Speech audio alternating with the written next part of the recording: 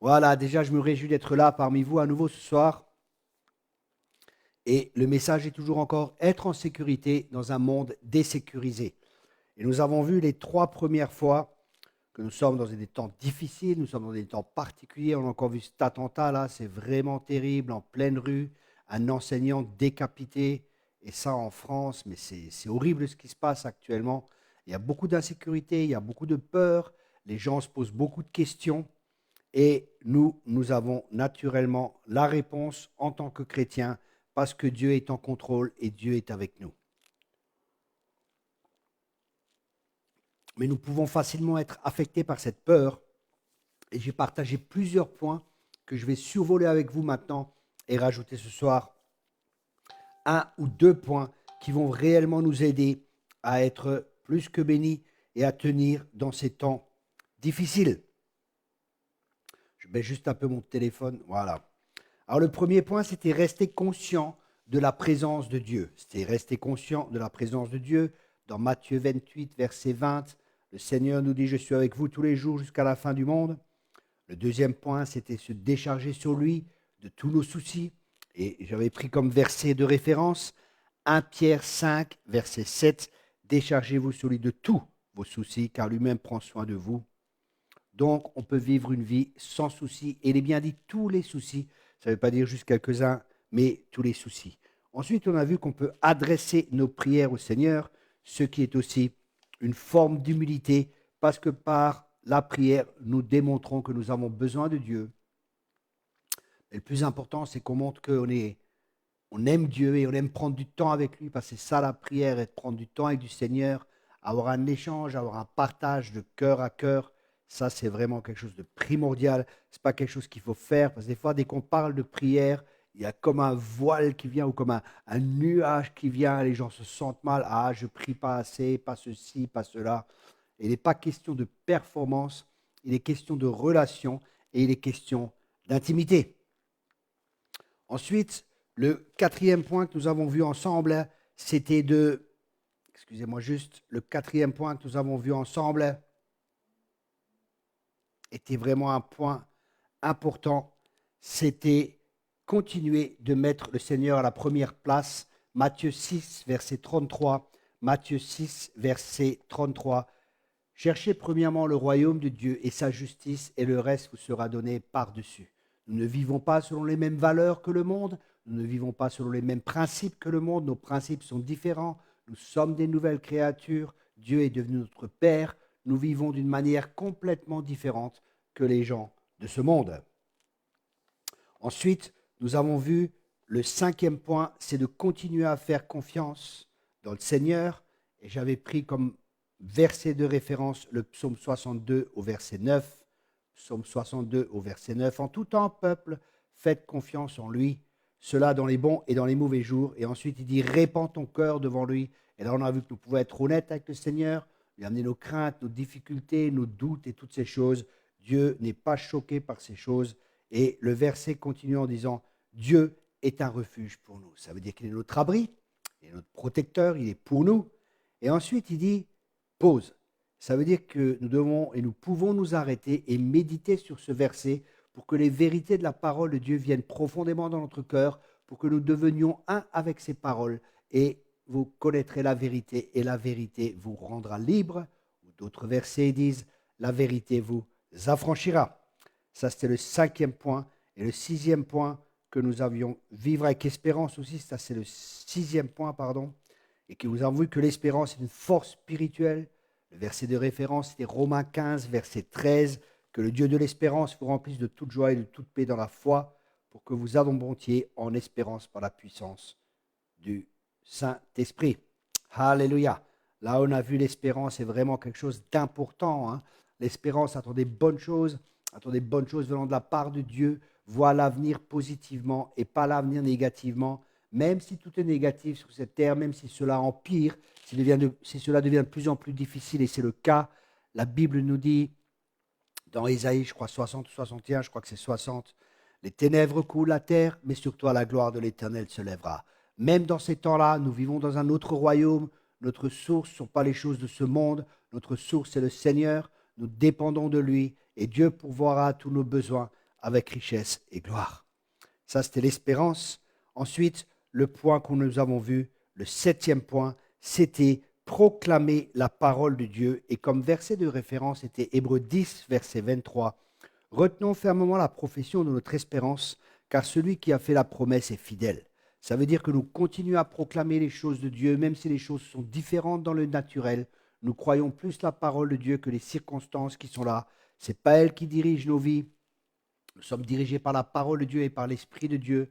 Nous sommes des hommes de foi, pas mus par la crainte ou par les circonstances, mais nous sommes mus par l'Esprit de Dieu. Nous sommes dirigés par l'Esprit de Dieu, car tous ceux qui sont fils de Dieu sont conduits ou dirigés par l'Esprit de Dieu. Ça, c'est le prochain point que nous allons partager ensemble. C'est le 8e point, c'est de vivre dans la foi. La foi, c'est comme ça que nous sommes venus au Seigneur. C'est par la foi en lui que nous sommes sauvés. C'est par la foi dans son œuvre que nous sommes sauvés. Et l'apôtre Paul nous dit, comme nous avons commencé, c'est ainsi que Dieu désire que nous continuions à vivre. C'est-à-dire que la vie chrétienne est une vie de foi. Et la foi, elle est toujours basée sur la parole de Dieu. La foi vient de ce que l'on entend. Et ce que l'on entend vient de la parole de Dieu. C'est pour ça que c'est tellement important. Les autres principes que j'ai partagés avant, continuer à faire confiance dans le Seigneur, continuer à mettre le Seigneur à la première place, la prière, se décharger sur lui de tous ses soucis et tout cela. Et ça devrait devenir de plus en plus un style de vie. Ce n'est pas juste quelque chose que nous faisons. Nous sommes en communion avec Dieu quand nous sommes au travail, nous sommes en communion avec Dieu à chaque instant. Et là, Dieu peut communiquer avec nous. Et quand Dieu communique avec nous, il nous communique sa parole et c'est là que la foi vient. Parce que la foi vient de ce que l'on entend et ce que l'on entend vient de la parole de Dieu. Donc, dans cette relation étroite de chaque jour qu'on peut vivre à chaque instant, parce que la Bible, elle dit prier sans cesse. Et ça devrait être un mécanisme quand il y a des difficultés ou des choses insurmontables, où nous demandons à Dieu, Seigneur, mais qu'est-ce qui se passe? Seigneur, quelle est ta réponse à ce problème? Seigneur, qu'est-ce que tu veux me dire? Et là, le Seigneur nous parle, il nous donne des idées. Je donne simplement un exemple. Je suis arrivé chercher mon fils la semaine dernière. Il était à son cours de musique. Et le cours de musique finit à 8 heures. J'étais arrivé à 8 heures moins le quart. J'attendais devant la porte, dans la voiture. Et j'ai vu des enfants sortir, mais il n'était pas là. Bon, j'ai attendu 8 heures. Je pensais de toute façon, il sort à 8 heures. À 8 heures, je suis monté et j'attends personne. 8h05, personne. Je toque à la porte, pas de réponse. J'ouvre la porte, il n'y a personne à l'intérieur. Je descends, je remonte dans la voiture et je pars. Et là, ce coup, le Saint-Esprit me dit, va derrière dans le bâtiment. Il est là. Je dis, ok, bon, je retourne, je fais demi-tour, je vais derrière le bâtiment. Et mon fils attendait là depuis 20 minutes. Il n'avait pas de téléphone, il ne pouvait pas m'appeler. Hein. Il a 12 ans. Mais vous voyez, c'est tellement important d'entendre la voix de Dieu, sinon je serais rentré et j'aurais dû revenir beaucoup plus tard le chercher. Il aurait pu encore attendre. C'est des petits détails, mais c'est ainsi qu'on apprend aussi à entendre la voix de Dieu et à obéir à la voix de Dieu. C'est très important parce que vivre par la foi, c'est aussi obéir. Abraham partit et obéit, ne sachant où aller. Et des fois, on ne sait pas où Dieu veut nous amener. Et c'est ça justement, vivre par la foi. La foi, c'est faire confiance, une confiance totale à Dieu. Mais la foi vient de ce quand Dieu nous parle. Ça, des fois, je vois des gens qui prennent des décisions et des décisions qui sont des fois pas très sages. Et les gens pensent que Dieu leur a parlé, mais ce n'est pas Dieu qui leur a parlé, c'est leur propre désir. Et ce n'est pas Dieu qui leur a parlé. C'est pour ça qu'il est important vraiment d'avoir cette relation avec Dieu pour reconnaître sa voix. Et bien sûr, il y aura des doutes, des fois il y a des combats, des fois des certitudes aussi qui viennent quand Dieu nous parle. Des fois on est certain, mais des fois aussi on doute. Moi c'est pareil, hein. C'est que je suis comme vous. Des fois j'ai des certitudes, des fois je doute et il faut que je combatte contre mes doutes et que je prenne des risques, entre parenthèses, parce que la foi, ce n'est pas vraiment un risque. La foi, c'est faire confiance à Dieu. Et comme vous vous rappelez l'histoire de Pierre. Pierre a fait confiance au Seigneur, il est sorti de la barque, il a commencé à marcher sur l'eau. Et peut-être que dans la barque, les personnes disaient, non, non, Pierre, ne bouge pas, reste là, tu ne peux pas sortir. Peut-être ils se disaient aussi, si Pierre sort, nous on est là, on n'a jamais fait ça. Ça sera le héros, et ce n'est pas normal, c'est nous qui voulons être les héros. Vous savez comment étaient les disciples, hein? Et des fois, des traits de caractère ressortent de chez nous et Dieu veut nous changer, il veut nous transformer. Et il veut vraiment qu'on apprenne à marcher par la foi. Parce que la foi est liée à la confiance. Et la confiance, c'est tellement important. Dieu se réjouit lorsque nous lui faisons confiance parce que c'est lui notre soutien, c'est lui notre salut, c'est lui notre refuge, c'est lui notre abri, c'est lui qui pourvoit tous nos besoins avec richesse et gloire. Et des fois, je vois que les gens ont des problèmes pour faire confiance à Dieu parce qu'ils ne connaissent pas Dieu. La foi est toujours liée à la connaissance de Dieu. Je répète cela parce que c'est vraiment quelque chose qui est très important. La foi est liée à notre connaissance de Dieu. Notre foi est liée à la connaissance de Dieu. Plus nous connaissons Dieu, plus nous connaissons le cœur de Dieu, plus facile ce sera pour nous de croire Dieu et de lui faire confiance, même quand les choses sont contraires, parce que nous savons qu'il n'est pas un homme pour mentir, mais ce que sa bouche dit, sa main va accomplir.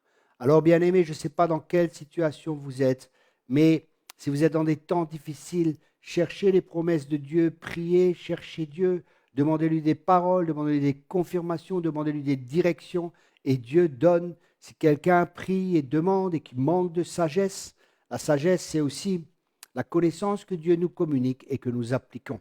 C'est-à-dire que la sagesse est liée à la foi. Nous recevons une parole de Dieu, nous croyons cette parole et nous agissons en fonction de cette parole. Et ça, c'est de la sagesse. Mais qu'un tel homme ne s'imagine pas recevoir quelque chose, s'il demande de la sagesse à Dieu et qu'il doute dans son cœur, il est comme un flot, hein, il est emporté par ça et là. Et Dieu veut qu'on lui fasse vraiment confiance. Et la foi, c'est une encre sûre pour notre âme. C'est comme une encre qui va faire que le bateau de notre vie sera stable. On ne sera pas emporté par tous les vents, par tous les marées, par toutes les doctrines, par toutes les choses qui se passent. Et je vois malheureusement trop peu de chrétiens, avec toutes ces années que j'ai d'expérience et de visite des églises, ici et ça, je vois que beaucoup de chrétiens, malheureusement, dépendent souvent du prédicateur, dépendent des fois des séminaires, dépendent des camps, dépendent des livres qu'ils lisent.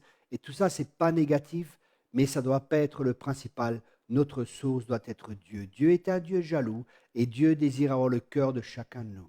Moi-même, je fais des séminaires et je fais des camps, mais je ne veux pas que les gens vivent de cela.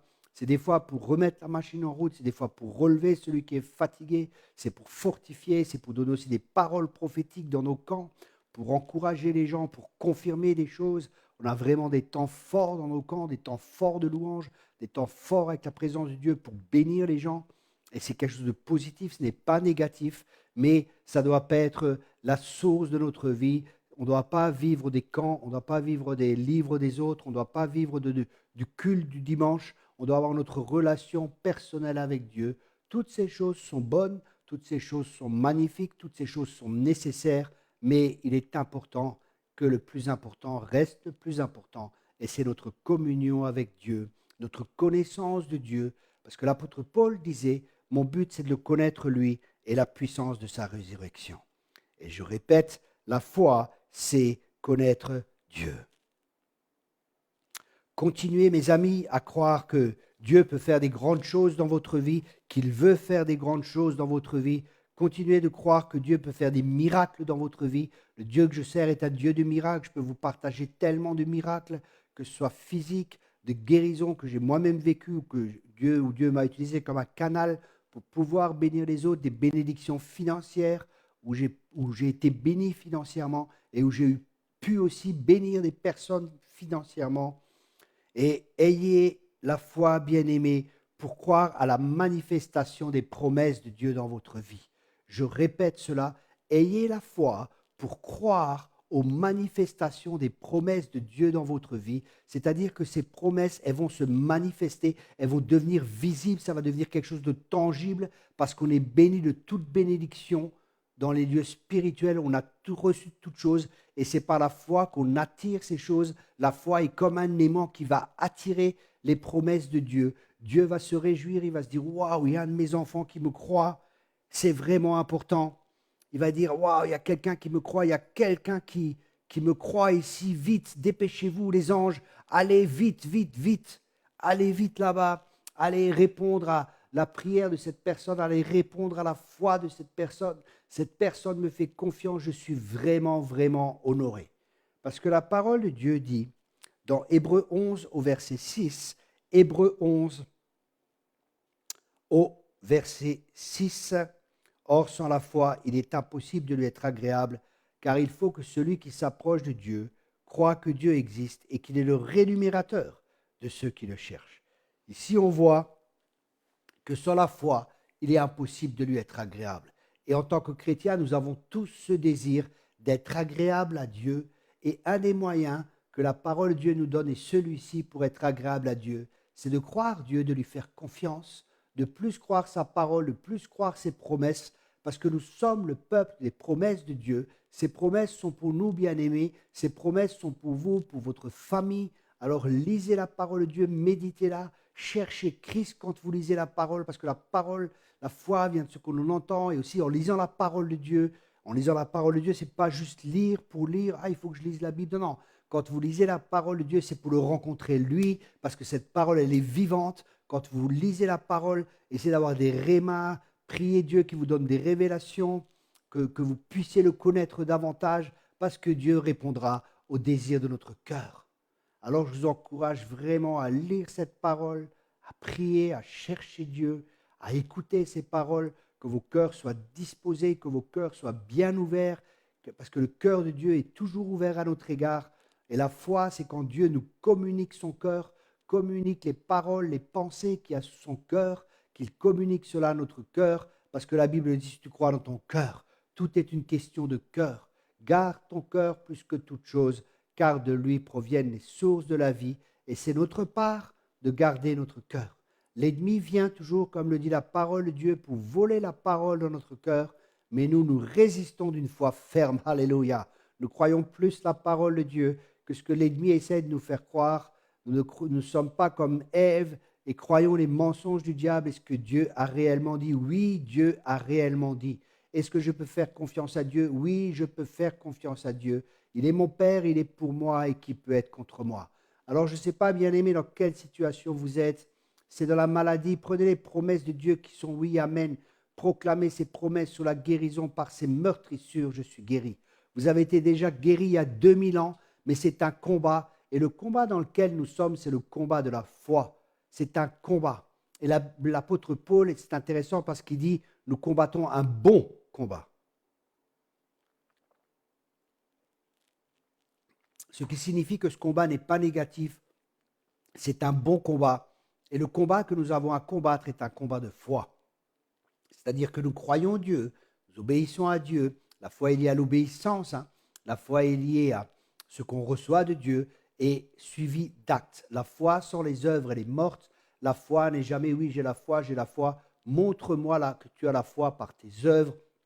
Montre-moi que vraiment tu crois à Dieu. Montre-moi que tu lui fais confiance. Ça se voit par notre manière de vivre. Et c'est pas, je ne dis pas ça pour condamner qui que ce soit, mais juste pour que nous soyons conscients, parce que des fois, nous pouvons nous illusionner nous-mêmes et croire que nous vivons par la foi, alors que nous sommes dans la crainte, nous sommes dans la peur. Et ça, ce n'est pas notre manière de marcher. Nous marchons non pas par la vue, mais nous marchons par la foi. Ensuite, il dit, or, sans la foi, il est impossible de lui être agréable, car celui qui s'approche de Dieu croit que Dieu existe. Donc déjà, celui qui s'approche de Dieu dans la prière, dans la lecture de la parole, les différentes manières, l'adoration, la louange, les différentes manières que nous avons, la méditation, faire silence et ainsi de suite, toutes les manières par lesquelles nous nous approchons de Dieu, cela se fait par la foi. Donc nous croyons que Dieu existe, c'est ce que nous dit ce verset. Et là, c'est vraiment intéressant parce qu'il y a quelque chose qui est vraiment super et magnifique. C'est aussi une promesse. Et il dit, et qu'il est le rémunérateur de ceux qui le cherchent. Ça veut dire quand on cherche Dieu, Dieu nous rémunère encore. Et Dieu nous rémunère comment? En accomplissant ses promesses qui sont oui, amen. C'est pour ça, bien-aimés, je vous encourage vraiment à chercher Dieu dans ces temps, à développer votre relation personnelle avec le Saint-Esprit, à développer votre relation avec le Père, à développer votre relation avec Jésus-Christ, à prendre du temps, à apprendre à les connaître, à connaître chaque personnalité de Dieu, à connaître le Père, à connaître le Saint-Esprit, à connaître Jésus et à marcher chaque jour avec Dieu. Parce que dans les temps dans lesquels qui viennent, il y aura des remous. Peut-être vous allez perdre votre travail. Je ne dis pas ça pour vous faire peur, mais c'est possible. C'est possible qu'il y ait des difficultés. C'est possible qu'il y ait, on voit le corona, ça a même touché les chrétiens. vous savez, on n'est pas épargné. Des fois, ça peut nous arriver aussi. Le soleil se lève sur les bons et sur les mauvais, hein. Moi, je me rappelle, ma dernière prédication, c'était à Colmar, juste avant le corona. En terminant, j'ai dit, écoutez, des temps difficiles, des temps sombres vont venir, mais le psaume 91 est tellement, tellement important.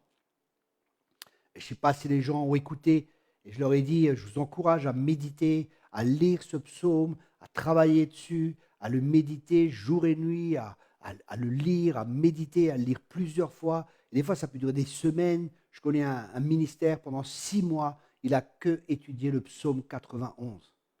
Pendant 6 mois, il a étudié le psaume 91. Maintenant, je peux vous garantir qu'il est fondé dans la foi, qu'il sait que l'Éternel, c'est son berger. Il sait que si 1000 tombent à sa droite ou 10 000 à sa gauche, il ne sera pas atteint.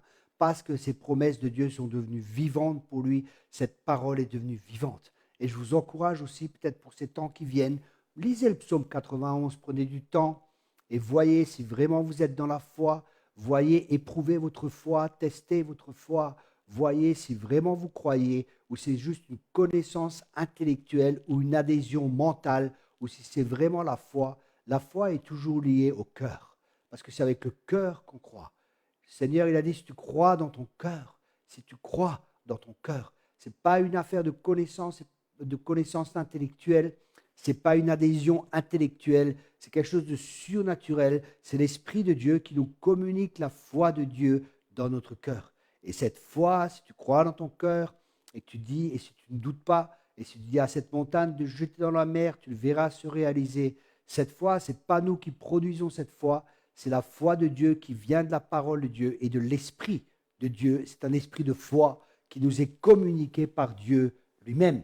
Et c'est une foi, c'est la même foi que Dieu, hein. Ça veut dire que c'est une foi qui, c'est inimaginable, tout ce qui peut se passer au travers de cette foi. Et nous honorons Dieu avec cette foi. Nous avons vu aussi la dernière fois de proclamer la parole de Dieu, hein. Hébreux 10, verset 23, qui dit « Retenons fermement la profession de notre espérance, car celui qui a fait la promesse est fidèle. » Donc aussi proclamer la parole de Dieu, ce qu'on avait vu, c'est important, hein. Je vous encourage, si vous n'étiez pas là, si vous ne l'avez pas vu, si vous n'avez pas vu les autres parties de ce message, être en sécurité dans un monde d'insécurité. C'est la 4e partie aujourd'hui. Je vous encourage vraiment à réécouter les autres messages. Ça va vous communiquer la foi, ça va vous aider dans votre marche chrétienne, c'est le but. Ça va vous rapprocher plus de Dieu, ça va vous donner une plus grande conscience de Dieu et ça va vous aider vraiment à devenir tout ce que Dieu veut que vous deveniez, que vous ressemblez de plus en plus à Jésus-Christ, son Fils bien-aimé. Notre modèle, c'est Jésus. Jésus vivait par la foi. Et cette foi était le résultat, écoutez bien, cette foi était le résultat de la communion de Jésus avec le Père.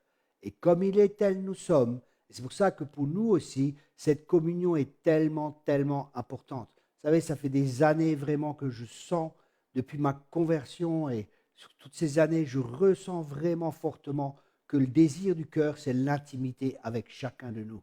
Des fois, ah oui, je veux chercher Dieu, j'ai vraiment envie de le connaître, j'ai vraiment envie de prendre du temps avec Dieu. Mais sachez, bien-aimés, que Dieu le désire encore plus que nous. Dieu désire que ses enfants viennent dans la maison du Père. Dieu désire nous parler, Dieu désire nous bénir. Il est le Dieu de toute bénédiction. Dieu est bon, ne doutez pas de sa bonté. Si vous avez une mauvaise image de Dieu, naturellement, ça va affecter votre foi. Si par exemple, je vous dis que Dieu est un Père et que votre Père vous faisait des promesses qu'il ne tenait pas, il y aura tout un travail de renouvellement de l'intelligence qui sera nécessaire pour que vous puissiez faire confiance à Dieu. Mais croyez-moi, les amis, Dieu n'est pas un homme pour mentir. Ce que sa bouche dit, sa main va l'accomplir. Ses paroles sont la vérité. Ses promesses sont oui et amen. Dieu ne revient pas sur ces choses-là. Vous comprenez, c'est tellement important. Et Dieu ne fait pas exception de personne. Dieu aime tout le monde pareillement. L'amour de Dieu ne peut pas se gagner et c'est pour ça qu'il ne peut pas se perdre. Et Dieu donne. Dieu aime donner. Je me rappelle au début de ma conversion, il y a un verset qui m'a vraiment frappé, qui disait que si Dieu qui n'a point épargné son Fils, ne nous donnera-t-il pas toutes choses par-dessus? Et j'ai vraiment réfléchi, imaginez-vous, le Père donne son Fils ce qu'il a de meilleur. Est-ce qu'il ne va pas vous donner toutes les choses par-dessus? Ce que nous avons besoin pour accomplir l'appel de Dieu sur notre vie, ce que nous avons besoin pour pouvoir aux besoins de notre famille, tout ce que nous avons besoin, il est le Dieu qui pourvoit, il est Jéhovah Jireh, celui qui a déjà pourvu. Dieu pourvoit à tous nos besoins avec richesse et gloire. Ça fait plus de 20 ans maintenant que je marche par la foi, que je marche avec Dieu et je vis vraiment par la foi. Pas d'église qui me soutient, excepté quelques groupes. Nous avons en Allemagne, en Suisse et en France. D'ailleurs, ça commence à se rajouter. Il y a de plus en plus de personnes qui rejoignent le ministère. Là, il y a encore un jeune homme qui a 10 mois de conversion. Je ne sais pas combien d'âmes il a déjà gagné. Là, il ouvre une église de maison. S'il a vraiment un appel apostolique, ça sera vraiment un apôtre. Mais il a 10 mois de conversion. Il dit, mais c'est pas possible. Qu'est-ce qu'ils font les chrétiens? Il va dans la rue, il gagne des âmes, il a la foi, il a arrêté son travail, il est rentré à plein temps. Il y a des gens qui sont venus, qui commencent à le soutenir. Mais 10 mois de conversion. Et ça montre que Dieu est en train de faire les choses rapidement. Il m'a demandé, écoute Thierry, est-ce que je peux t'appeler? Est-ce que tu peux me soutenir? Est-ce que tu peux m'aider? Parce que je vois que toi, tu as de l'expérience que je n'ai pas encore. Et il est vraiment humble, il a un cœur disposé. Il me posait beaucoup de questions. Il cherche dans la parole, il cherche Dieu. C'est un homme de prière, c'est un homme de la parole. C'est un homme qui aime Dieu. Et je vois comment Dieu accélère les choses actuellement. Dieu est en train de lever beaucoup de jeunes. Il y a une armée de jeunes qui se lèvent. J'ai à peu près une soixantaine de jeunes en Allemagne qui me suivent de manière régulière. C'est vraiment des gens que je forme en tant que disciples et je vois comment les jeunes grandissent très vite. Ils ne veulent pas la religiosité, ils ne veulent pas toutes ces choses, ils ne veulent pas les choses superficielles, ils veulent ce qui est vrai, ils veulent ce qui fonctionne et ils voient que la foi, c'est quelque chose qui marche. Et ces jeunes ont besoin de pères et de mères spirituelles. Alors je vous encourage vraiment, aidez-les, encouragez-les, entourez-les, entourez ces jeunes, corrigez-les aussi quand c'est nécessaire. Mais pour l'instant, je n'ai pas vraiment eu à corriger juste une jeune fille ou deux, trois personnes que vraiment j'ai dû amener de la correction. Mais sinon, ils ont des cœurs tellement disposés qui viennent, qui posent des questions. Et on n'a pas vraiment besoin de les corriger parce qu'ils sont obéissants vis-à-vis du Seigneur et ils font du mieux qu'ils peuvent de tout leur cœur. Et c'est vraiment encourageant. Je vois des jeunes qui ont, comme ce jeune, il a 10 mois de conversion, mais je peux vous garantir, je vois des chrétiens qui ont 10 ans de conversion et qui n'ont pas sa maturité et qui ne connaissent pas Dieu comme lui connaît. Il dit, Dieu m'a parlé, j'ai fait ci, Dieu m'a parlé. Et vous savez quoi? Et en plus, c'est vrai et ça fonctionne. Et c'est vraiment, j'étais moi-même étonné. Je me dis, mais il est encore jeune, il a 10 mois de conversion, il va à plein temps, est-ce qu'il n'y a pas d'erreur? Et je n'ai pas donné de conseils, je ne lui ai rien dit, parce qu'il faut que j'entende Dieu me parler. Dieu fait des choses différemment maintenant qu'il a peut-être fait il y a 10 ans, qu'il y a 20 ans. Il y a une accélération qu'il y a dans l'esprit parce que les temps sont courts. Jésus revient bientôt. Et si Dieu trouve des gens qui sont bien disposés dans leur cœur, les choses vont beaucoup, beaucoup plus vite. C'est pour ça que notre disposition de cœur est importante. Notre cœur, gardons notre cœur plus que toute chose, car c'est de lui que proviennent les sources de la vie. Et rappelez-vous pour le message de ce soir, si tu crois dans ton cœur, la foi est liée au cœur. Toutes les choses importantes dans notre vie sont liées à notre cœur. Je te remercie, Père, pour cette soirée. Je te remercie, Père, pour ce message. Et je te remercie, Père, pour tous ces bien-aimés et qu'un esprit de foi soit libéré, Seigneur. Que tu touches ces bien-aimés, que tu touches toutes les personnes qui écoutent ce message, que tu continues à travailler dans leur vie, que tu donnes, Seigneur, que tu nous donnes une faim et une soif de ta présence, que tu nous donnes faim et soif de te connaître. Seigneur, que nous soyons des hommes comme l'apôtre Paul qui disait que mon but, c'est de te connaître toi et la puissance de la résurrection. Seigneur, nous voulons te connaître toi et voir la puissance, la manifestation de ta gloire pour que toi, tu puisses être glorifié. Seigneur, nous croyons que tu es bon et nous voulons vraiment te faire confiance dans tous les domaines de notre vie. Aide-nous, Seigneur. Aide-nous et montre-nous, Seigneur, ou peut-être il y a encore des doutes dans notre cœur. Aide-nous à travailler sur ces choses. Viens avec ta parole, révèle-nous ta parole, qu'il y ait un esprit de révélation, que les forteresses, les raisonnements, que tout ce qui est encore en nous qui s'oppose à ta connaissance ce soir soit abattu dans le nom de Jésus. Et qu'un esprit de révélation soit libéré. Que tu continues, Père, je prie vraiment, Père, que tu continues à travailler les cœurs ce soir. Que tu continues à travailler mon cœur et le cœur de tous les bien-aimés qui écoutent ce soir et de ceux qui vont écouter, afin que de plus en plus, nous puissions te glorifier et que tu prépares ton armée et que tu prépares aussi ton épouse, une bien-aimée, sans tache et sans ride. Merci, Père. Merci, Père, pour ces temps de sanctification. Merci, Père, pour ces temps de purification. Merci, Père, aussi que tu éprouves notre foi par le feu. Merci, Père, de nous purifier, de nous sanctifier et de nous transformer à l'image de ton Fils bien-aimé. À toi soit toute la gloire. Au nom puissant de Jésus-Christ. Amen et amen. Soyez tous abondamment bénis. Je mets juste encore pour ceux qui veulent, parce qu'il y a des fois des gens qui nous soutiennent ou qui ne savent pas comment nous soutenir. Et j'aimerais juste mettre notre PayPal ce soir, que vous puissiez voir le PayPal. Voilà, si vous êtes intéressé, vous pouvez soutenir le ministère, n'importe quelle somme, c'est bienvenu. Si vous ne pouvez pas, ce n'est pas un problème, ne vous sentez pas obligé. Vraiment que ce soit aussi de votre cœur, que vous donniez avec votre cœur, pas parce que je vous le demande. Hein. Dieu pourvoira d'un moyen ou d'un autre, mais vous pouvez participer à l'avancement de l'Évangile en soutenant notre ministère. Nous avons beaucoup de projets, ces projets coûtent énormément d'argent et je prie vraiment que Dieu me donne aussi la sagesse pour que je sois un bon gérant de l'argent qui rentre dans le ministère. Sinon, nous avons un CD aussi qui s'appelle J'appelle la vie avec Nathaniel Beumier et sa femme, qui a été enregistré en live. Je vous le recommande, il est vraiment à bas prix. Il est à seulement 10 €. Ça va vous bénir, ça va amener la présence de Dieu dans votre vie. Il y a des paroles prophétiques, c'est des chants spontanés avec des chants prophétiques. Je vous encourage à le prendre. Soyez tous abondamment bénis.